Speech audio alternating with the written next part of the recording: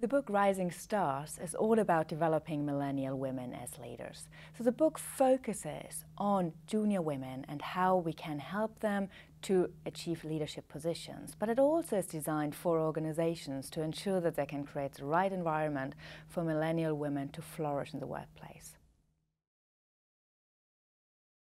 What is unique about this book is that it really brings together gender, generation and leadership to explore how these three areas work together and can help us to better understand millennial women and how they can become leaders.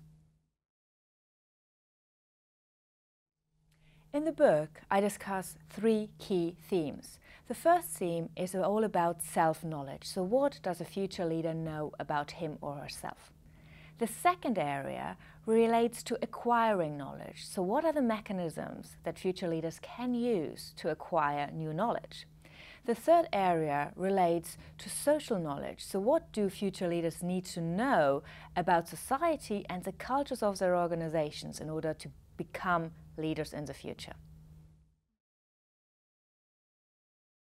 I was aware of PwC's work on women in the workplace for a long period of time.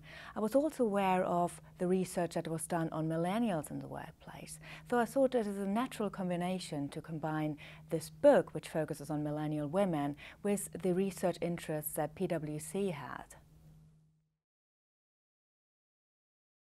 We generally talk about 3 or 4 generations in the workplace. Normally we would start with baby boomers, followed by Generation X, followed by the millennials or Generation Y.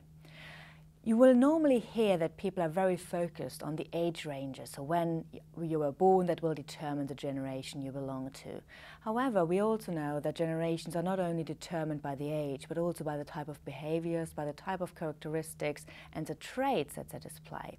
And we know that although there's a lot of similarity between the generations, there's also some unique specific challenges that each generation faces. So it is very important that we better understand the challenges that the millennial generation faces in the workplace and how their behaviors have been shaped by the environment in which they grew up in. If you speak to millennial women, you will notice that they generally say, oh, gender no longer matters to us. They have experienced that in higher education, as well as in primary and secondary education, they normally did better than the boys and men in their class, so they are very surprised to see a workplace where gender is still a major issue. So they're unprepared to face the challenges that might arise due to gender in their career development. At the same time, we do know that there are 2 different career models for men and women, and that at one point or another women might face gender inequality. So it's important for women to be prepared, but it's also important for organizations to understand those challenges better.